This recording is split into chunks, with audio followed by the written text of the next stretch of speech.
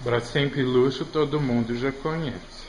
Tô aqui na casa da minha tia, ela tem essa Brastemp. Vocês podem ver, é tudo original. As mangueiras. Ela tá aqui há 35 anos. Já teve seus defeitos, lógico. Tem a régua original.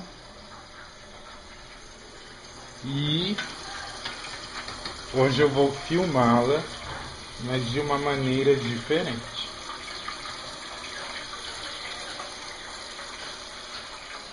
Acho que já deve estar quase enchendo, né, tia? Não, mas você tá falando com quem aqui, Eduardo? Eu com a câmera. Desculpa. Ah, imagine!